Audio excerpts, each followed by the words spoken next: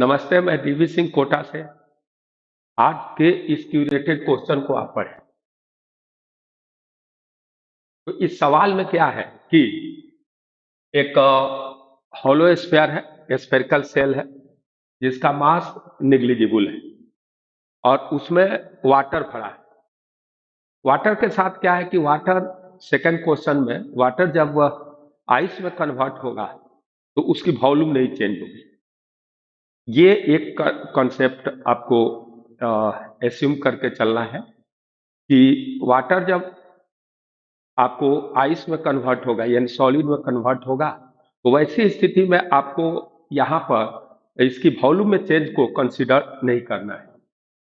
और इस एजम्पशन को लेते हुए, और ये जो है एक हॉलो हेमीस्फीयर है, उसके अंदर ये एंगुलर एम्पलीट्यूड थीटा नॉट से ओसिलेट कर रहा है, small to and fro motion यानी एसएचएम कर रहा है, एंगुलर एसएचएम टाइप। लेकिन मजे की बात है कि वह जो है प्योर रोलिंग मोशन कर रहा है। क्या कर रहा है? Pure rolling motion. समझिए, प्योर रोलिंग मोशन कर रहा है। जो जिस स्फेरिकल सेल में, हॉलो स्फीयर में वाटर को रखा गया है, वह प्योर रोलिंग मोशन कर रहा है एक फिक्स्ड हॉलो हेमीस्फीयर में। ये आपका सवाल है। ये जो है आपका पैसेज है और इसका पहला क्वेश्चन कह रहा है कि स्मॉल ओसिलेशन जो होगा उसका टाइम पीरियड बताना है, और दूसरा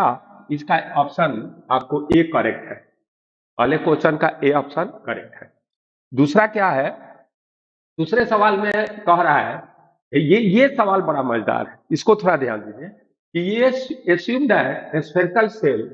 starts from right extreme position at t0 और उसके बाद when it passes to mean position water abruptly changes into ice without changing volume. When it reaches at left extreme position, it suddenly changes into water. When it reaches at mean position, it suddenly changes into ice. When it reaches right extreme position, it suddenly changes into water. और ये cycle time to time, time after time repeat हो रहा है। इस बात में दम है। तो ये इसमें पूछा गया है कि during motion time period will remain constant. ये ऑप्शन सही है। अपने क्वेश्चन में ये ऑप्शन आपका सही है और कह रहा है, और डी ऑप्शन सही है। जब ए सही होगा तो बी तो सही होगा नहीं कि टाइम पीरियड इंक्रीज कर रहा है। और ये सी में कह रहा है कि एंगुलर एम्पलीट्यूड कांस्टेंट रहेगा। ये ऑप्शन गलत है और डी ऑप्शन सही है। ये एंगुलर एम्पलीट्यूड जो है फर्स्ट टाइम जब मीन पोजीशन से, फर्स्ट टाइम जब वह मीन पोजीशन से आपको, फर्स्ट टाइम वह मीन पोजीशन से आपको लेफ्ट एक्सट्रीम पोजीशन पर जाएगा तो उस समय angular amplitude root over root under 5/7 theta naught होगा। थीटा नॉट रूट से बाहर है। चलिए सवाल को हम समझते हैं और बनाते हैं। तो पहले देखिए, मैं सवाल में आपको एक हॉलो हेमीस्फीयर बनाते हैं। देखिए, यह एक हॉलो हेमीस्फीयर है, ओके, और इसमें ये फिक्स है और इसमें एक स्फेरिकल सेल है लाइक दिस। इसकी रेडियस स्मॉल आर है और इस हॉलो स्फीयर का रेडियस कैपिटल आर। अब क्या है कि ये जो है एक सेंट्रल लाइन हो गया और इस सेंट्रल लाइन को अगर देखा जाए, इस हम सेंट्रल लाइन को ड्रॉ कर रहे हैं और ये सेंट्रल लाइन जो है, समझिए इस बात को, ये सेंट्रल लाइन आपका बड़ा प्यारा सा हमने ड्रॉ कर दिया और इस पॉइंट को ओ मान लेते हैं और सपोज कीजिए यह पॉइंट सी है आपका। अब इसको स्लाइटली डिस्प्लेस करेंगे, ये मीन पोजीशन हो गया। अब ये प्योर रोलिंग मोशन करते हुए जा रहा है। तो एक तो बात क्या है कि ये वाटर से भरा हुआ है और ये स्फेरिकल सेल का मास निग्लिजिबल है, यानी उसमें कोई मोमेंट ऑफ इनर्शिया नहीं होगा। और ये कॉन्सेप्ट इसका क्या होगा, बेसिक वाटर जब है स्फेरिकल सेल में तो वाटर क्या करता है कि वह रैंडम मोशन में उसके पार्टिकल्स होते हैं। जब वह स्फीयर के साथ मोशन करेगा तो जब स्ट्रीम मोशन होगा तो वे पार्टिकल्स पहले टकराएंगे वर्ल्ड से और कोलिजन के आफ्टर वह जो है जिस सेंटर ऑफ मास जिस स्पीड से चलेगा उसी स्पीड से ये सारे पार्टिकल चलते रहेंगे। इसीलिए इनमें हम रोटेटिंग मोशन को नेग्लेक्ट करेंगे क्योंकि सवाल में लिखा है कि नॉन विस्कस है, यानी इसमें विस्कोसिटी की प्रॉपर्टी नहीं है। इसीलिए ये रोटेट नहीं करेंगे फ्लूइड्स, और ये फ्लूइड अगर रोटेट नहीं करेगा तो नेचुरल है कि ये कहाँ जाकर इसको एक पॉइंट मास माना जा सकता है at the centre of mass, क्योंकि सेंटर ऑफ मास जिस वेलोसिटी से चलेगा उसी वेलोसिटी से ये सारे पार्टिकल चलेंगे, तो टोटल मास को हम सेंटर ऑफ मास पर कंसंट्रेट मान सकते हैं। अब ये सवाल जब total mass centre of mass पर कंसंट्रेट मान लिए, तो ये दो तरह से सवाल आप बना सकते हैं। एक तो आप प्योर रोलिंग का कंसेप्ट लगाकर एंगुलर एसएचएम प्रूव करें, और एक मजे की बात करें, और एक आप सिमिलरिटी को चेक करते हुए तुरंत इसका आंसर आप निकाल सकते हैं। जैसे सपोज कीजिए कि ये वाट, इसमें तो कुछ दम नहीं है, इसमें कोई मास ही नहीं है स्फेरिकल सेल में, तो ये टोटल मास जो है हम सेंटर ऑफ मास पर कंसंट्रेट मान लें, तो हमारा एक कंसेप्ट होता है। उस कंसेप्ट को अगर आप समझने की कोशिश करेंगे तो बड़ा प्यारा सा एक रेसिपी आएगा कि अगर सपोज कीजिए कि ये एक पेंडुलम है और यह ओसिलेट कर रहा है स्मॉल एम्पलीट्यूड से, तो इसका time period T equal to होता है 2 pi root under L by G, जहां एल जो है इसके बॉब के सेंटर से इस पॉइंट ऑफ सस्पेंशन के बीच का डिस्टेंस होता है। अब ये जो है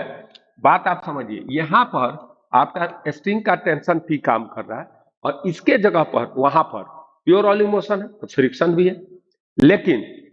अगर नजर आप दौड़ाए तो सेंटर ऑफ मास की अगर हम बात करेंगे, तो सेंटर ऑफ मास की बात करते हुए अगर इस सवाल को बनाया जाए तो ये आप क्या हो रहा है, देखो टेंशन को कौन रिप्लेस कर रहा है, ये देखने वाली बात है। तो ध्यान दीजिए, यहां पर अगर हम इस कंसेप्ट को थोड़ा यहां चेक करते हैं, तो सपोज कीजिए ये डिस्टेंस मेरा क्या हो जाएगा, आर माइनस आर होगा, यहां सेंटर से यहां के डिस्टेंस, और इसको ये जो है ऐसे ऐसे चल रहा है। अब हम क्या करें कि सिर्फ वाटर को एक पॉइंट मास सेंटर पर माने, तो यह सिंपल पेंडुलम जैसा बिहेव कर रहा है,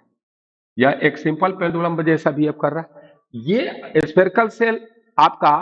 क्या कर रहा है, वह प्योर रोलिंग मोशन कर रहा है, लेकिन हम उससे इसको अलग भी कर सकते हैं, और इसको हम अलग करेंगे तो हमारे पास इस पर सिर्फ और सिर्फ एक तो ये चलेगा ऐसे, तो ये जो है सपोर्टिंग सिस्टम इसको ले जाने के लिए फोर्स लगा रहा होगा, और एक आपका इसमें mg लगेगा। इसीलिए टाइम पीरियड हम लिख सकते हैं सिंपल पेंडुलम से 2 पाई रूट अंडर एल, यानी r माइनस आर अपॉन जी। और देखिए ऑप्शन को थोड़ा चेक करते हैं, तो ऑप्शन को जैसे हम चेक करेंगे तो हमारा पहला क्वेश्चन में हम आएंगे, तो देखिए पहले क्वेश्चन में 2 pi l by g are minus r g, ये सही है, तो ये इस तरह भी बना सकते हैं। तो टोटल पॉइंट हम अगर कोई भी अगर वेसल लिक्विड फिल है, तो वह लिक्विड के मास को हम सेंटर ऑफ मास पर कंसंट्रेट मान सकते हैं, और इसका कंसेप्ट मैंने बेसिक से माइक्रो लेवल पर मैंने समझाया। अब मैं आपको ले चलते हैं पुनः वहां पर, तो आप देखेंगे कि अब क्या है कि कोई बंदा कहेगा कि नहीं, हम इसको सेकंड मेथड भी देखते हैं कि कोई बंदा कहेगा कि भाई इसको हम प्योर रोलिंग मोशन से करेंगे, तो ठीक है प्योर रोलिंग मोशन से करिए, कोई दिक्कत नहीं है। तो इसको आप सेकंड मेथड में थोड़ा सा ध्यान दीजिए, हम इसको प्योर रोलिंग मोशन से करने का प्रयास करते हैं। तो इसी सवाल को ध्यान दीजिए, अगर प्योर रोलिंग मोशन से करेंगे तो देखिए क्या होगा। तो यहां पर आप देखिए ये आपका यहां पर है, और इसको आपने स्लाइटली डिस्प्लेस कर दिया यहां पर। अब ये जो आप स्लाइटली डिस्प्लेस कीजिएगा तो देखिए क्या हो रहा है, इसका सेंटर ऑफ मास और थीटा से हमने स्लाइटली डिस्प्लेस कर दिया मीन पोजीशन, यही हमारा कंसेप्ट होता है। तो एक तो mg इसका लगेगा, स्फीयर का तो स्फेरिकल जो सेल है उसमें मास है नहीं तो उसका भी मास सेंटर पर ही लगता है। दूसरा एक फ्रिक्शन लगेगा, ऐसे फ्रिक्शन लगेगा स्फेरिकल सेल पर, और तीसरा एक आप कह सकते हैं इधर नॉर्मल एक्शन लगेगा, और इसको हम आगे बढ़ा दें, यह एंगल थीटा है तो यह भी थीटा आएगा, तो इधर हो जाएगा आपका mg cos थीटा, और इस डायरेक्शन में आपका आ जाएगा mg sin थीटा। और इस तरह देखिए इधर एक f लग गया और इधर एक mg sin थीटा लग गया। अब देखिए इसको इधर डिस्प्लेस किया है, तो मान लेते हैं कि सेंटर ऑफ मास में ACM जो है इधर इस डायरेक्शन में है, इसी के अलॉन्ग है, और नॉर्मल एक्सलेशन की कोई जरूरत हमें नहीं है अभी, तो हम ACM इधर मान रहे हैं, तो यह ACM इधर है, तो हमको इसी पाथ के अलॉन्ग एक्सेलरेशन की जरूरत है। तो मैं एक और, यह प्योर रोलिंग मोशन कर रहा है, तो आपका ACM is equal to r alpha होगा। और ये थीटा से जा रहा है, तो अगर इस डिस्टेंस को एस मान ले तो हमारा थीटा इज इक्वल टू होगा यह एस बाई इसके अबाउट यह सर्कुलर पाथ पर चलेगा। ये इसके हेमी स्फीयर के सेंटर के अबाउट यह एक सर्कुलर पाथ पर सेंटर हमारा चल रहा है, तो theta equal to s by r होगा। तो यह आर माइनस आर है, तो यह आर माइनस आर होगा, और यहां से s equal to r minus are into theta होगा। अब ध्यान दीजिए थोड़ी सी मेरी बात पर कि ये हो गया, तो हमारा इसको डबल डिफ्रेंशिएट कर दीजिए, तो यह d2s बाई dt स्क्वायर जो आएगा वह होगा r minus r d2 theta upon dt square, और ये जो है ACM होगा। तो इस तरह ACM जो होगा वह r minus r d2 theta upon dt square होगा, और यह इक्वेशन आपका फर्स्ट होगा। यानी ACM आ गया r minus r d2 theta by dt square. यानी ये सेंटर ऑफ मास का हमने छोटा एक स्मॉल डिस्प्लेसमेंट लेकर के एक गुड रिलेशन निकाल लिया, और प्योर रोलिंग से ACM equal to r alpha होता है, और इसकी अगर एंगुलर वेलोसिटी अगर ओमेगा नॉट है, देखो एंगुलर फ्रीक्वेंसी जो 2π/t देगा वह दूसरी चीज है, angular frequency rate of change of phase होता है, और यहाँ पर एंगुलर क्या है, वेलोसिटी अलग होगा, वो d theta by dt। Angular velocity इसके अबाउट तो ठीक है, दूसरा होगा। और ये जो है सर्कुलर पाथ पर चल रहा है, तो आपको एक और बात मैं बता रहा हूं कि इसका सेंटर ऑफ मास के अबाउट इसके सेंटर ऑफ मास के अबाउट इसकी एंगुलर वेलोसिटी जो आएगी वह VCM बाई आर आएगा, वहां आर स्मॉल आर आएगा, क्योंकि यह प्योर रोलिंग मोशन कर रहा है। तो इसका रेडियस है और इसका सेंटर ऑफ मास की अगर वेलोसिटी VCM माने तो VCM बाई आर कर देंगे, तो सेंटर के अबाउट ये जो रोटेट कर रहा है उसका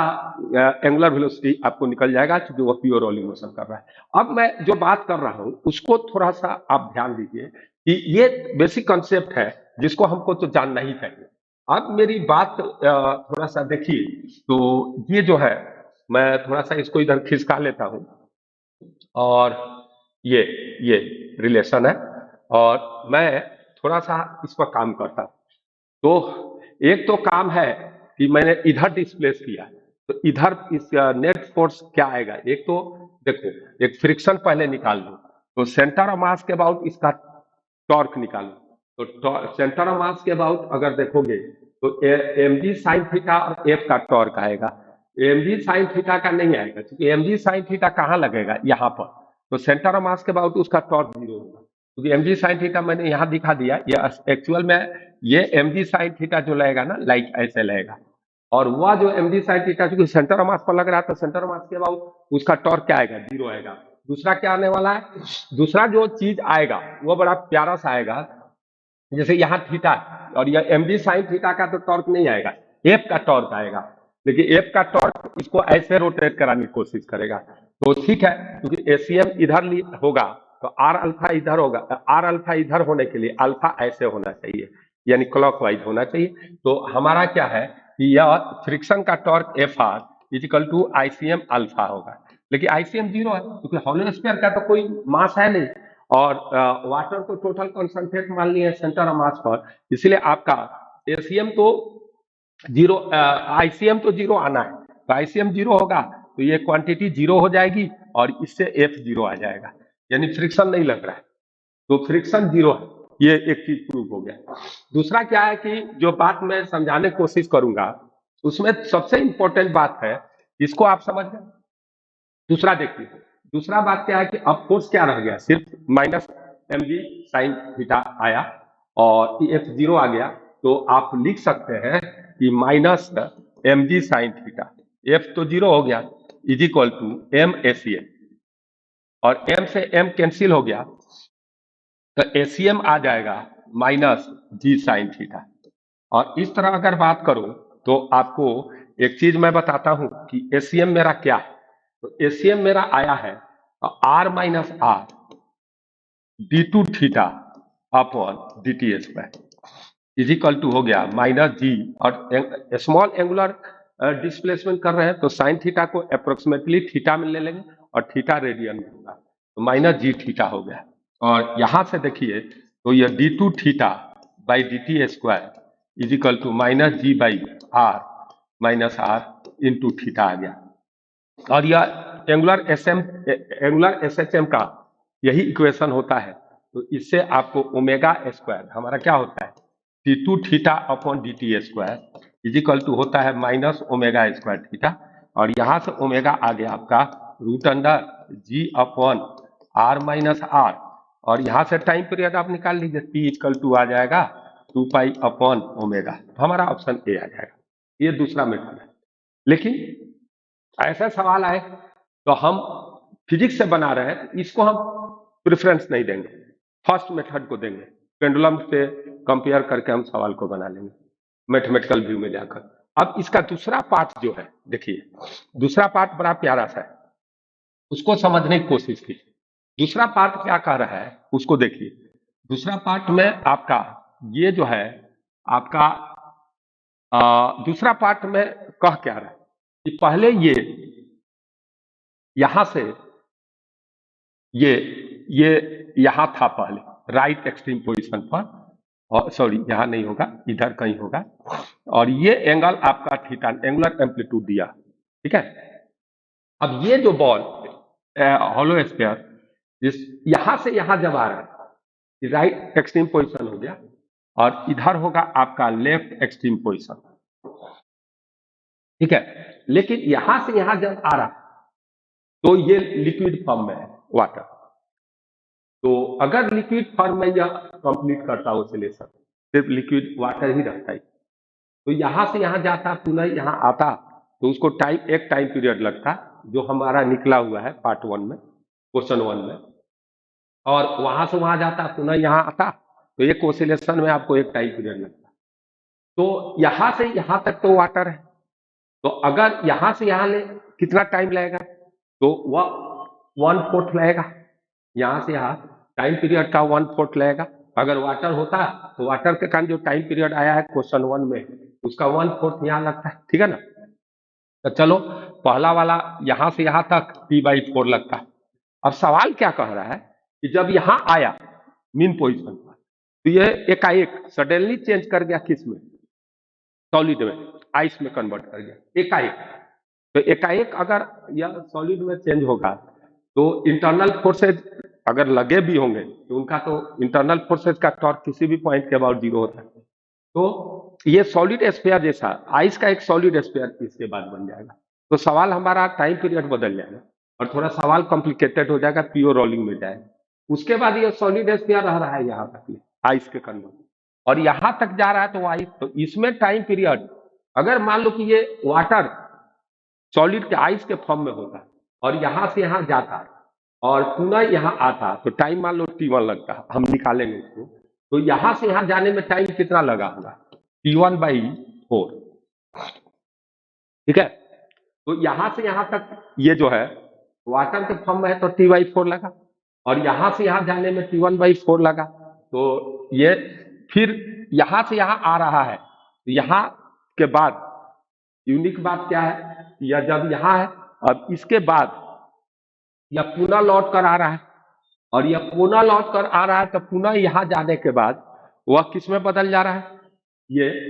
यहां पर यहां से यहां गया। देखिए सवाल को थोड़ा सा एक बार पढ़ लीजिए, सवाल तो अच्छा रहेगा कि देखिए एक बार और पढ़िए। हाँ, ये मीन पोजीशन पर चेंज कर गया, when it reaches left it suddenly changes into water, यह वाटर में चेंज हो गया लेफ्ट एक्सट्रीम पोजीशन पर। When it reaches at mean position it suddenly changes into ice. समझिए इस बात को कि आइस, और ऐसे रिपीट हो रहा है बात। तो थोड़ा सा देखें इस बात को कि इस बात को देखने की कोशिश करते हैं कि पहला तो है कि यहां जाकर यह वाटर में कन्वर्ट कर गया, तो पुनः यहां से यहां आएगा, तो यही टाइम पीरियड यहां से यहां लगेगा, यानी एक और 1/4 लगेगा टाइम पीरियड का T/4। पुनः यह आइस में कन्वर्ट कर गया यहां के बाद आने के बाद, तो यहां से यहां पुनः लगेगा T1/4। तो ये ओसिलेशन एक कंप्लीट ओसिलेशन में जो टाइम पीरियड होगा टी नॉट, वह मान लो कि ये रिपीट हो रहा है टाइम आफ्टर टाइम, तो टोटल टाइम कितना लगा, यहां से यहां गया पुनः यहां से आया, तो ये लगा पहले आपको T/4, फिर लगा यहां से यहां T1/4, फिर लगा यहां से यहां T/4, आप पुनः लगा यहां से वहां जाने में क्या, यहां से यहां जाने में T1/4, और इस तरह अगर देखिए तो टोटल टाइम T0 कितना आ गया आपको, तो T1 half of T plus T1, T0 आ गया half of T plus T। अब इस बात को आप समझ जाओ कि T0 आ गया हाफ ऑफ T0 आ गया half of T plus T1, ये आ गया। अब T तो हमारा यार पता है, हमारा टाइम पीरियड T जो है वह आया है 2π√R - R/V। अब ये T1 जब वो आइस सॉलिड में कन्वर्ट करेगा तब क्या होगा, इसको निकालना पड़ेगा, और उसकी वैल्यू यहां रख देंगे। तो ये एक तो है कि पहला ऑप्शन कांस्टेंट है, टाइम पीरियड कांस्टेंट रहेगा, T1 कांस्टेंट रहेगा, T कांस्टेंट रहेगा, तो यही से हम प्रिडिक्ट कर सकते हैं कि टाइम पीरियड कांस्टेंट होगा। देखिए एक्स्ट्रा डिस्कशन के लिए हम टाइम पीरियड निकाल भी लेते हैं, उससे हमारा एक नया कंसेप्ट मिलेगा। तो चलिए हम T1 निकालने की कोशिश करते हैं। तो ये T1 जब निकालेंगे तो पुनः यह हॉलो हेमिस्फीयर है और यह सेंट्रल लाइन है, और यहां से इसको थीटा से रिप्लेस कर दिए, डिस्प्लेस कर दिए सॉरी। तो ये डिस्प्लेस किए तो वही है, एक तो mg साइन थीटा जैसे आपको लग रहा था लगेगा ही, और इधर एक mg साइन थीटा है, mg cos थीटा लगेगा, ओके। दूसरा आपका इधर एक फ्रिक्शन लगेगा भाई, एक तो आपका mg साइन थीटा इधर लगा, और एक आपका इधर फ्रिक्शन लगा, और इधर आपका एक mg cos थीटा लगा, तो यह f हो गया, इधर mg साइन थीटा, इधर mg cos थीटा हो गया। और इस बात को आप समझिए, इस बात को, तो यहां से क्या होने वाला है भाई, तो f हो गया, और इधर mg साइन थीटा, और इधर हो गया mg cos थीटा। अब क्या है, एक नर्वेशन भी दिखा लो, क्या फ्रिक्शन यहाँ लग रहा होगा या यहाँ, क्योंकि प्योर रोलिंग मोशन हो रहा है तो सारा चीज वही है, ये फ्रिक्शन का अभी काम हो जाएगा। तो सेंटर के अबाउट टॉर्क लो, ACM मान लेते वैसे ही, ACM ऐसे है, और ACM के लिए हमारे पास एक रिलेशन आ चुका है R - R d2 theta upon dt², यह हम लोग पहले निकाले थे। अब इस बात को समझिए कि सेंटर क्राउड टॉर्क F से निपट लेते हैं, तो F ACM R अल्फा होता है, ACM चूंकि R अल्फा है तो ACM इधर है तो अल्फा ऐसे होगा, क्लॉकवाइज होगा, क्योंकि तभी यहाँ पर ACM इधर होगा, R अल्फा इधर होगा। तो आपको इसका टॉर्क F का FR होगा सेंटर ऑफ मास के बाद, और ये टोटल मास जो है ये सॉलिड स्फीयर जैसा बिहेव करेगा, और स्फेरिकल सेल अगर रहता तो उसकी भी मोमेंट ऑफ इनर्शिया लेनी पड़ती 2/3 mr², आप प्लस ये 2/5 mr², ये दोनों लेना पड़ता है। लेकिन हॉलो स्फीयर का गनीमत है कि उसका मास 0 दिया हुआ है, इसलिए नेग्लिजिबल मास है तो उसको नेग्लेक्ट कर रहे हैं, लेकिन इसीलिए सिर्फ 2/5 mr² लेंगे, लेकिन इसमें भी मास दे देना तो वह 2/5 mr² प्लस 2/3 mr² होगा। तो यहाँ पर अगर अपन बात करें तो एक तो हमारा 2/5 mr² होगा, और ये ICM अल्फा कर देते हैं, और यहां से अगर बात करो तो ACM = R अल्फा होगा, तो ACM F आ गया 2/5, एक R से R कट गया, MACM आ गया, क्योंकि देखिए यह R से R कटेगा ना, तो यह F = आ गया 2/5 MACM। ऐसे भी कर सकते हैं, और एक फ्रिक्शन का आपको प्योर रोलिंग के केस में एक फ्रिक्शन का फॉर्मूला भी होता है, उससे भी आप कर सकते हैं कि एक हम बता देते हैं कि अगर कोई राउंड बॉडी है और वह जो है मोशन कर रहा है, प्योर रोलिंग मोशन कर रहा है, तो वहां फ्रिक्शन निकालने का एक तरीका होता है कि यह होता है F अप्लाइड फोर्स, यानी अप्लाइड फोर्स जिधर है अलोंग द पाथ, उसके अगर ये क्वांटिटी पॉजिटिव आएगा तो यह F इसके अलोंग होगा, अगर निगेटिव आएगा तो इसके अपोजिट हो जाएगा, अगर 0 आ गया तो फ्रिक्शन 0 हो जाएगा। तो यह F into are x minus के square upon are square plus के square. F equal to F R x minus के स्क्वायर, या एक्स है। एक्स क्या है, जहां पर आपको लग रहा है फोर्स, जैसे यह एक्स यहाँ पर होगा, यहाँ पर फोर्स अलोंग द पाथ कौन है, तो आपका एम जी साइन थीटा है, और वह सेंटर से ऊपर लगता है, ये एम जी साइन थीटा। अब अगर फ्रिक्शन पॉजिटिव आएगा तो एम जी साइन थीटा के डायरेक्शन में आएगा, और निगेटिव आएगा तो इसके अपोजिट में आएगा। अगर यह ऊपर लगता है तो पॉजिटिव लेते हैं, और सेंटर से नीचे आता तो एक्स निगेटिव लेते हैं। और चूंकि m g sine theta centre पे ही लग रहा था, आपका एक्स जीरो हो गया। तो यहां से अगर एफ की बात करेंगे ना, तो आपका एफ आएगा, आप देख लीजिए, एफ आएगा माइनस के square, k radius of gyration है, के स्क्वायर एफ माने m g sine theta upon are square plus के स्क्वायर। तो यहां पर आर स्क्वायर प्लस के स्क्वायर को आप मान सकते हैं आर स्क्वायर प्लस के स्क्वायर, आर स्क्वायर, और के तो निकल सकता है 2/5 आर स्क्वायर हो, क्योंकि 2/5 M R square is equal to आप एम के स्क्वायर लिख सकते हैं। ये एक नया चीज बता देते हैं ताकि फायदा करें। कोई भी बॉडी है ना, फ्रिक्शन निकालना तो इसका इस्तेमाल कर। अब यहाँ पर एफ आ गया, जैसे इसके लिए एक हम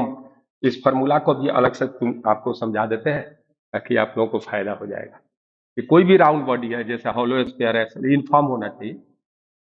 सॉलिड स्फीयर है यूनिफॉर्म होना चाहिए, स्फीयर है, हॉलो स्फीयर है, सिलेंडर है,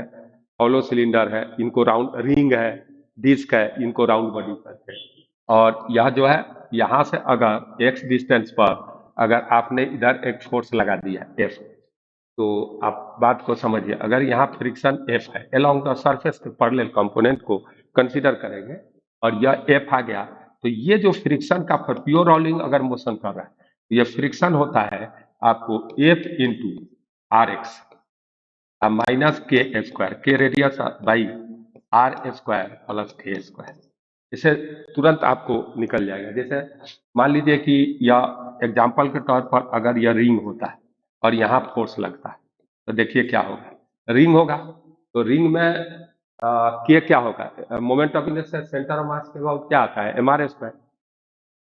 ऐसे रोटेट करेगा तो एम आर स्क्वायर इसके अबाउट आएगा ना, एम आर स्क्वायर, तो ये आर स्क्वायर हो गया। और ये फोर्स भी यहाँ लग रहा है तो ये भी आर हो गया। अब ये ऐसे फोर्स लगेगा तो इसका इधर वाला कंपोनेंट लेंगे पैरेलल टू सरफेस जिस पर प्योर रोलिंग मोशन हो रहा है, तो एक्स क्या होगा, आर हो गया, आर स्क्वायर, और ये भी आर स्क्वायर, तो जीरो हो गया। तो फ्रिक्शन इस केस में जीरो आएगा। अब फ्रिक्शन जीरो आ गया तो ACM, f equal to m ACM लिख दोगे, तो आपको एफ बाई एम से एसीएम आ गया, और ACM equal to r alpha कर लो तो और आसानी से हो जाएगा। ACM equal to r alpha से अल्फा निकल जाएगा और जल्दी सवाल हो जाएगा। तो ये आपके पास यह ऐसा, इससे भी आप जा सकते थे उधर, लेकिन हमको कंसेप्ट क्लियर करना है तो मैं उधर नहीं गया। और इस तरह अगर यहाँ पर आया जाए, हमारा एफ आ गया 2/5 एम एसीएम, यानी देखो ये पॉजिटिव आ रहा है। हम एसीएम किधर लिया है पता है आपको, हमने एसीएम इधर लिया है, 2/5 F equal to 2/5 M ACM आ गया। अब चलिए यहाँ पर इक्वेशन को रखते हैं। तो एक तो फोर्स मेरा इधर लग रहा है एम जी साइन थीटा, और चूंकि एसीएम उधर है तो एक तो आप प्लस एफ, हम फ्रिक्शन को पीछे माने इस कंसिडरेशन में, अगर निगेटिव पॉजिटिव से हुआ एडजस्ट कर जाएगा, इज इक्वल टू होगा 2/5 ये जो है m ACM is equal to क्या आएगा, एम एसीएम आएगा। और m g sine theta, m g sine theta, अब ये फोर्स इधर लग रहा है, उल्टा लग रहा है, और एक्सेलरेशन आगे माने है, इसमें देखिए एसीएम इधर है और फोर्स इधर लग रहा है, इसलिए ऐसा कर रहा है। तो यहां से अगर देखोगे तो क्या आने वाला है भाई, तो m g sine theta plus f, f के जगह पर एम कितना आ गया 2/5 एम एस, तो माइनस है तो उधर जाकर प्लस हो जाएगा, ठीक है ना। तो ये उधर जाएगा तो यह हो गया, इज इक्वल टू कर लेते हैं यहाँ पर ना, तो यह हो गया, ये 2/5 माइनस है, देखिए तो यहाँ माइनस बच गया, और ये माइनस वाला उधर चला गया, तो ये उधर जुड़ जाएगा एम एसीएम में, तो यह 7/5 एम एसीएम आ जाएगा। और एसीएम जैसा कि आप जानते हैं एंगल बहुत छोटा है, तो साइन थीटा को थीटा रख दीजिए, तो minus m g theta is equal to 7/5 m ACM. ACM को आप क्या लिख सकते हैं? एसीएम को r minus are into d two theta upon D T square हम लोग निकाल चुके हैं। अब इस तरह आप देखिए, तो एम से तो एम कैंसिल हो रहा है आपका, यहाँ देखें आपका, देखिए तो यह एम इस एम से कैंसिल हो रहा है, और इस तरह D two theta upon D T square की बात करो तो आपको आ जाएगा ये minus 5/7 G minus 5/7 G are minus are theta आ गया, ये आएगा। तो D two theta by D T square minus 5/7 G are minus are theta आ गया। और ये similar to angular SHM equation है, तो यह ओमेगा स्क्वायर के जगह पर यह आ रहा है, तो ये ओमेगा 1 ले लेते हैं, ओमेगा 1 स्क्वायर इजिकल टू आ गया 5/7 जी इंटू आर माइनस आर। और यहाँ से अगर देखा जाए तो आपका टाइम पीरियड T1 कितना आ जाएगा, इसको 2 पाई और रूट अंडर, देखिए ये आ रहा है ना, और इधर चला गया है, तो 2 पाई रूट अंडर, चेक कर लीजिए आराम से, ये इधर गया है, तो ये 5/7, तो ये T1 इक्वल टू 2 पाई और रूट अंडर आ गया 5/7 और 5/7, और ये आर इधर आ रहा है, ऊपर नहीं आना चाहिए था आर, यहाँ पर थोड़ा सा चेक कर लेते हैं, थोड़ा चेक कर लेते हैं, कोई दिक्कत नहीं। यहाँ पर अगर चेक कीजिए तो ये आ गया, आपको क्या चाहिए, d two theta by D T square, तो ये ऊपर चला गया, यह -5/7 हो गया, और ये नीचे आ गया आर माइनस आर, ठीक है, और ये हो गया जी, ठीक है, आर माइनस आर नीचे चला गया, तो 5g/7 आर माइनस आर, ये हो गया थीटा, कितना आ गया, तो ये ओमेगा स्क्वायर के जब ओमेगा 1 स्क्वायर के जब आ गया, omega 1 square 5g/7 R minus R आ गया, और ये ओमेगा 1 आ गया। और इस तरह अगर देखिए तो omega 1 is equal, time period आप ऐसे निकाल सकते हैं, root under 7 r minus r by 5g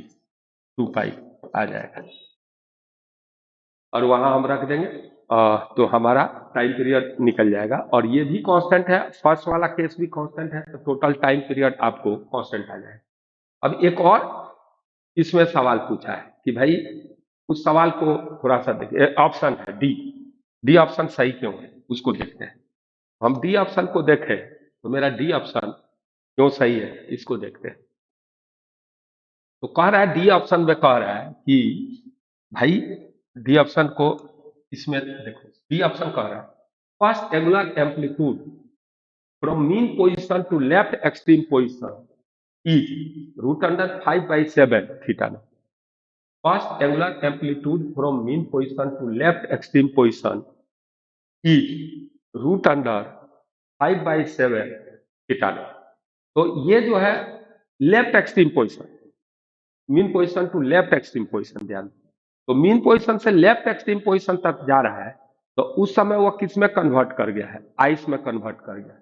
ठीक है ना, कि फर्स्ट बार ये फर्स्ट एंगुलर एम्पलीट्यूड कह रहा है। तो चलिए इस सवाल को मैं ऐसे करता हूं कि अगर ये देखिए ये यहां था, अब यहां तक, सॉरी उतना दूर नहीं जाएगा, ये एंगुलर एम्पलीट्यूड क्या आएगा, ये मान लेते हैं θ1 या थीटा डैश है जो ऊपर, तो ये कितना आएगा, तो यहां से जब यहां पर आया था, ये देखो, तो यहां से यहां यह वाटर था, और एकाएक यहां बदल गया किसमें, ये सवाल बड़ा अच्छा है ऑप्शन, तो यहां से यहां यह आइस है, तो यहां पर एकाएक चेंज कर रहा है, तो ये कांटेक्ट पॉइंट के अबाउट, एक तो आप सिंपल सा काम करो, ये जो कांटेक्ट पॉइंट है इसके अबाउट, कांटेक्ट पॉइंट के अबाउट तुम एंगुलर मोमेंटम कंजर्व करा दो, just before and just after freezing, यानी फ्रीज होने के पहले और फ्रीज होने के बाद। तो उससे क्या होगा कि ये एंगुलर मोमेंटम का फॉर्मूला क्या होता है जनरल, तो ये होता है L equal to r cross m we C m आप प्लस आईसीएम ओमेगा, यही होता है जनरल एक्सप्रेशन। तो ओ के अबाउट निकालना है, तो भाई पहले तो वह वाटर था, तो आर क्रॉस आईसीएम तो था नहीं, तो सिर्फ r cross m we C m होगा। तो यहां से यहां का डिस्टेंस क्या है, आर है, तो ये r m we C m शुरू में हो गया। देखते हैं वीसीएम क्या आएगा, या और उसके बाद ये जो है ये कंडीशन बदल जाएगा, वो आर क्रॉस एम वीसीएम अभी भी रहेगा आर एम वीसीएम डैश, ठीक है, आर एम वीसीएम डैश हो गया, और प्लस आईसीएम ओमेगा भी आएगा। तो ये जो है 2/5 एम आर स्क्वायर ओमेगा होगा। ये फॉर्मूला अपना होता है, इसका इस्तेमाल करता है। अब देखिए यहां पर r m we C m good is equal to, ये लिखते जाते हैं, वैल्यू रख देते हैं, एक स्टेप ले लो, R M M we C M dash आप प्लस 2/5 एम आर स्क्वायर, और इसको लिख सकते हैं हम वीसीएम डैश, क्योंकि प्योर ऑली मोशन हो रहा है तो VCM equal to R omega होगा, लेकिन ये ओमेगा और वह एंगुलर एम्पलीट्यूड वाला ओमेगा अलग होना चाहिए, तो इसको चल हम ओमेगा नॉट लिख देते हैं, और क्या ये ओमेगा नॉट आप ले लीजिए, क्योंकि दोनों ओमेगा उस एंगुलर फ्रीक्वेंसी रिप्रेजेंट किया है, और ये भी तो ठीक नहीं है। तो 2/5 M R square VCM dash upon r होगा। इस तरह आप देखो कि यहां पर, लेकिन वीसीएम क्या आ रहा है, वह एंगुलर एम्पलीट्यूड को मीन पोजीशन पर एंगुलर सेंटर ऑफ मास का अगर वेलोसिटी देखो तो ए ओमेगा होता है। इस बात को आप समझो कि कोई भी चीज एसएचएम कर रहा है तो ए ओमेगा, जो centre of mass pure translating motion करता है किसी चीज का भी, तो उसकी एंगुलर एम्पलीट्यूड अगर कुछ दिया है तो उससे आप उसकी सेंटर ऑफ मास पर मीन पोजीशन पर वेलोसिटी प्राप्त कर सकते हैं। वीसीएम भी क्या होता है, मीन पोजीशन पर एसएचएम में। अगर लिनियर एसएचएम लीजिएगा तो ए ओमेगा के बराबर होगा, वहां ओमेगा एंगुलर फ्रीक्वेंसी होगा। तो यहां पर क्या है कि भाई एंगुलर एम्पलीट्यूड बदल गया, मान लो θ1 हो गया, चाहे थीटा नॉट डैश हो गया तो भी हो गया, तो थीटा नॉट डैश के करस्पॉन्डिंग, जैसे इस बात को आप समझिए कि ये सेंटर ऑफ मास की बात करो तो ये जो है इधर मान लो कि तुम्हारा गया थीटा नॉट डैश, चलो चाहे θ1 शायद लिए थे, क्या लिए थे देख लेते हैं, θ1 लिया, चलो थीटा नॉट डैश भी रखो, कोई अंतर नहीं। तो ये अब ये जो है एंगुलर एम्पलीट्यूड है, इसके करस्पॉन्डिंग लीनियर एम्पलीट्यूड हम लिखने की कोशिश करते हैं सेंटर ऑफ मास का। तो देखिए क्या आता है, ये यहां से यहां गया, समझिए इस बात को, तो ये डिस्टेंस जो होगा एम्पलीट्यूड हो जाएगा, और क्या क्या। तो मैं जो बात कह रहा हूं कि आप अगर लिखना चाहते हैं तो यहाँ आर, देखिए आर हर जगह से कट रहा है, यहां से भी एक आर तो कट गया, ये सभी आर गए। अब तुम्हारा क्या है कि यहां पर हम एम तो रहने देते हैं, वीसीएम यहां पर मीन पोजीशन पर वह होगा आपको, तो यहां से यहां का डिस्टेंस है तो यह निकल सकता है, ये सर्कुलर पार्ट आर्क है, तो यह होगा r r minus are into m into r minus are into theta, ये डिस्टेंस निकल रहा है, ये थीटा नॉट डैश होता है ना, theta equal to l by r, very simple है, तो a by are minus r होगा, यह हो गया, ये आपको आएगा। अब थीटा नॉट डैश, पहले हम इसको थोड़ा सा देख ले इधर था, और ये m r minus are theta naught dash होगा,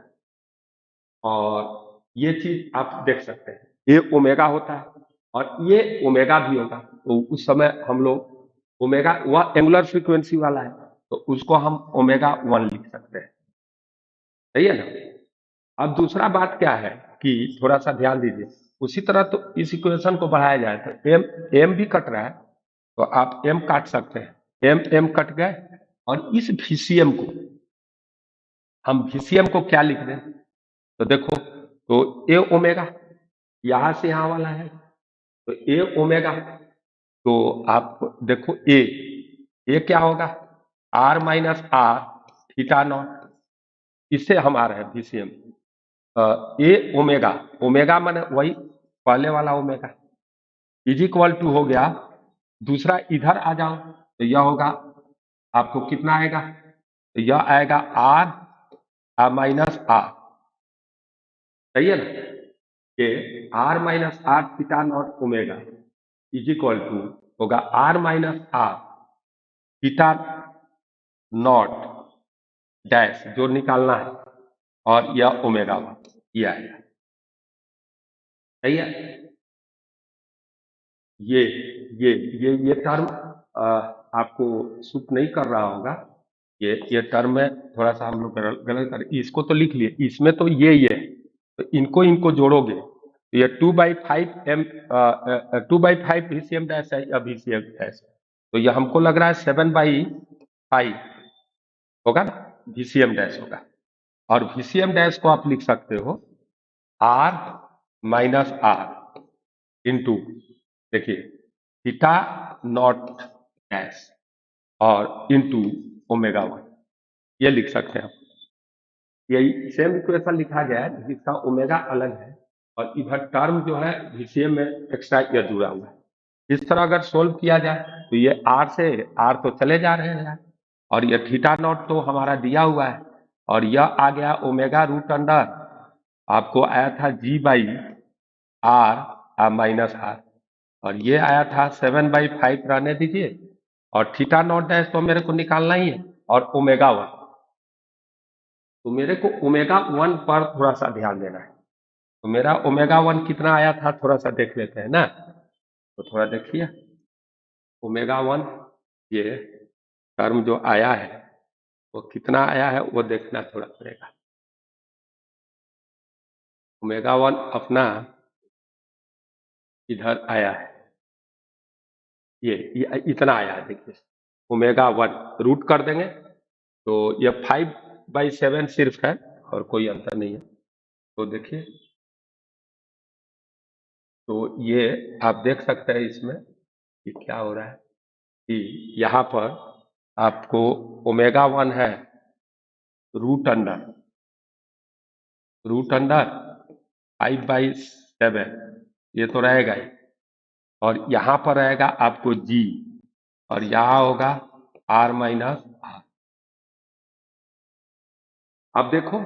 यहाँ पर अगर देखा जाए तो ये GR माइनस आर, देखिए GR माइनस आर इन टर्म से कटेगा, और थीटा नॉट डैश जो आएगा, इसको देखो, इसको काटोगे तो यह √7 हो गया, और इसको इससे काटोगे तो यह √5 होगा, तो ये टर्म इधर शायद आ जाएंगे, इनको ला दो, यह 5/7 थीटा नॉट आ गया, जो डी ऑप्शन है। ये क्वेश्चन अच्छा था, क्योंकि जो भी एग्जाम देंगे तो रोटेशन में एंगुलर मोमेंटम कंजर्वेशन का इस्तेमाल मैक्सिमम सवाल में किया जाता है, इसलिए क्वेश्चन से हमने एंगुलर SHM देख लिए, प्योर रोलिंग में कैसे करते हैं, कितने कॉन्सेप्ट क्लियर कर दिया, लिक्विड किसके साथ हम कैसा ट्रीटमेंट करेंगे, लिक्विड भरा हुआ कोई चीज में और प्योर रोलिंग मोशन करने लगे तो उसको सेंटर पर हम एक पॉइंट मास मान सकते हैं। तीसरा क्या है कि आप इसे एंगुलर मोमेंटम कंजर्व कर सकते हैं और उससे एंगुलर एम्पलीट्यूड निकाल सकते हैं, तो इन सारी चीजों को मैंने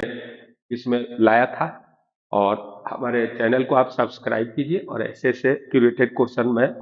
लाऊंगा, और बहुत मेहनत करके मैं लाता हूँ कि जो JEE मेन एडवांस